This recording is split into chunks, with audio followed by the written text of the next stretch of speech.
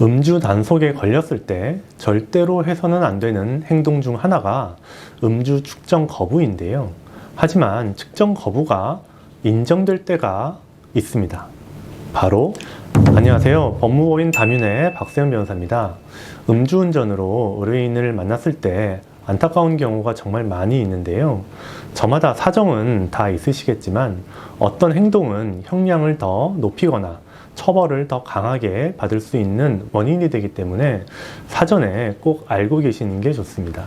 1차적으로 음주운전을 한 것은 어쩔 수 없지만 그 이후의 행동은 선택할 수 있기 때문에 이번 영상에서는 음주운전 단속에 걸린 이후에 어떻게 행동하면 좋을지, 또 그 중에서도 음주 측정 거부는 어떨 때 할 수 있는지에 대해서 알아보도록 하겠습니다.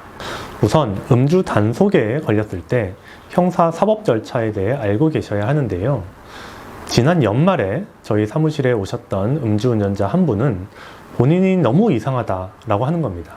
이 전날 밤에 음주 단속에 걸려서 혈중 알코올 수치가 높았던 것 같은데 별다른 수사 없이 집으로 보내줘서 그냥 집에 왔다는 거죠. 음주운전 단속에 걸렸을 때 경찰서로 바로 가는 거 아니냐, 바로 수사받는 거 아니냐라고 생각하시는 분들이 상당히 많은데요. 사실 혈중 알코올 농도 측정을 하고 그 자리에서 바로 이렇게 수사를 받는 것은 아닙니다. 그 자리에서는 혈중 알코올 농도를 확인하고 간략하게 진술서를 작성하신 다음에 집으로 오는 게 통상적이고요. 이제 이 사건이 관할 경찰서로 넘어가서 수사 담당관이 배정된 다음에 연락을 받게 되는 거죠. 보통 일주일 정도 걸리고요. 이 연락을 받은 다음에는 경찰서에 가서 조사를 받게 되는데요.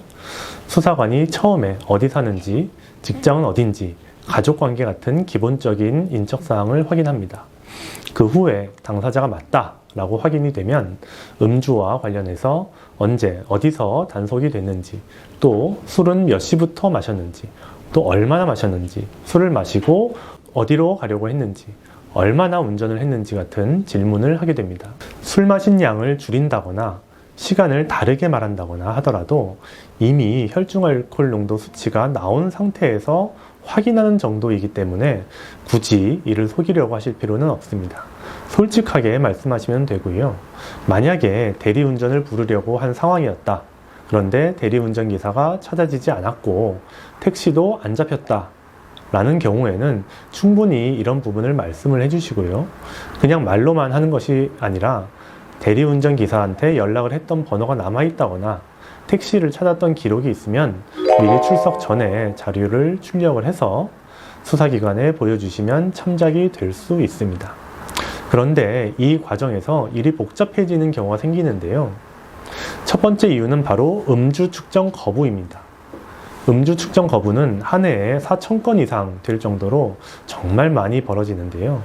이유를 들어보면 혈중 알코올 농도가 너무 높게 나올 것 같아서, 조금 기다렸다 측정하면 형량이 낮게 나올 것이라고 생각을 해서, 또 생계형 운전자인데 면허 취소가 나올까봐 걱정이 돼서 이런저런 이유를 들어서 측정을 거부하신 것으로 알고 있습니다. 하지만 음주 측정 거부 절대로 하시면 안 되는데요. 솔직히 어떠한 이득이 전혀 없고요. 오히려 벌금도 높아지고 측정 거부죄까지 더해져서 처벌이 가중될 수 있습니다. 음주 측정 거부죄는 1년 이상 5년 이하의 징역 또는 500만 원 이상 2천만 원 이하의 벌금으로 처벌하게 되어 있고요. 공무집행 방해죄는 5년 이하의 징역 또는 1,000만 원 이하의 벌금으로 처벌하게 되어 있습니다. 음주 측정 거부죄의 처벌이 혈중 알코올 농도 0.2% 미만일 때보다 센 거고요. 혈중 알코올 농도 0.2% 이상일 때도 가중 처벌을 받게 되기 때문에 그냥 측정 거부하지 마시라는 겁니다. 또 굉장히 강력하게 안 하겠다라고 하거나 도주할 때만 측정 거부죄에 해당한다고 생각을 하시는 경우가 있는데 절대 그렇지 않습니다. 판례에 따르면 숨을 제대로 내뱉지 않는 태도를 오래 유지하는 경우에도 측정 거부죄에 해당한다라고 보고 있습니다. 그러니까 음주 측정 거부하지 마시고 반대로 경찰 조사에 적극적으로 임하시는 것이 훨씬 좋습니다. 진술할 때에도 바로 들통나는 그런 거짓말 하지 마시고 진실되게 조금은 숙연한 태도로 잘못을 인정하고 피치 못할 사정이었다는 점을 최대한 어필하시는 것이 좋습니다. 물론 혹시나 해서 또 너무 걱정이 돼서 있는 그대로 말씀을 못하시고 거짓말을 하시는 분들이 있으신데요.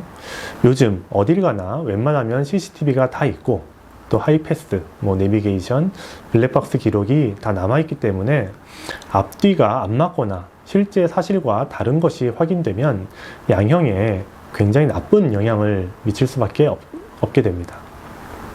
그러니까 정중하게 잘못을 인정하는 태도로 선처를 바라는 입장이라는 것을 잊지 마시고 말과 행동을 신중히 하시는 것이 가장 좋겠습니다.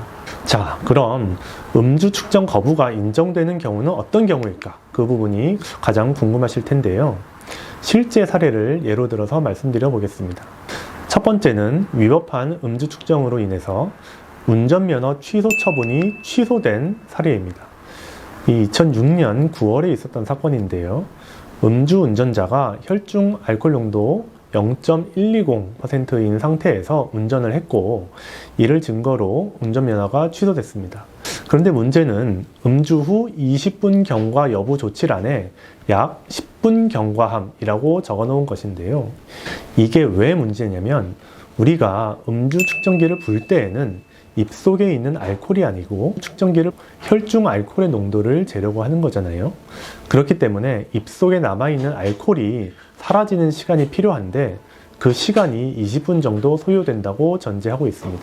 그래서 교통단속처리지침 제38조 제3항을 보면 음주 측정자가 운전자에게 최종 음주 시간 및 구강청정제의 사용 여부를 확인해서 구강 내 잔류 알코올에 의한 과다 측정을 방지해야 한다라고 밝혀두고 있는 건데요. 이렇게 마지막 음주 후에 11분이 지나서 측정한 혈중 알코올 농도는 과다하게 측정됐을 여지가 있기 때문에 정당성이 없다. 그래서 면허 취소 처분은 부당하다라고 판결이 난 사건입니다. 따라서 마지막 음주 시점에서 20분이 경과하지 않았다. 그럴 때에는 음주 측정을 거부하실 수 있고 시간이 조금 지난 후에 음주 측정에 응하시면 된다라고 정리할 수 있겠습니다. 두 번째 경우는 음주 측정 거부가 가능하다기보다는 이 경우 역시 음주 운전자가 요구할 수 있는 부분인데요. 바로 음주 측정을 받기 전에 물이나 가글을 할 수 있다는 겁니다. 이 역시도 구강 내에 있는 잔류 알코올을 없애기 위한 그런 방법인데요. 보통 음주 측정을 할 때 경찰분들은 물이나 가글을 휴대하게끔 되어 있습니다. 실제 대법원 판례가 있는데요. 음주를 한 지 20분 이내에 음주 측정을 한 상황이었고 그 당시에 물이나 다른 부분으로 가글을 하지 않은 상태에서 음주 측정을 한 상황입니다. 그때 0.03%를 초과를 해서 이제 기소가 되었는데 이렇게 물로 가글을 하지 않은 부분이 위법한 음주 측정이다 라는 판단을 내려서 그 경우에 무죄가 된 그런 사례도 있었음을 말씀드리겠습니다. 오늘은 음주운전 단속 이후에 어떤 절차로 조사를 받게 되는지, 조사를 받을 때 어떤 태도로 임해야 하는지, 또 음주 측정 거부는 어떨 때 행사할 수 있는지에 대해서 알아보았습니다. 정리하자면 특수한 경우가 아니라면 호흡 측정 불복하지 말고 인정하자. 그리고 음주 측정 거부 꼭 해야 할 상황이 아니라면 절대로 하지 말자라고 짧게 말씀드릴 수 있겠습니다. 시청해주신 분들께 감사드리고 도움이 되셨다면 구독과 좋아요 부탁드리겠습니다. 지금까지 법무법인 담윤의 박세영 변호사였습니다.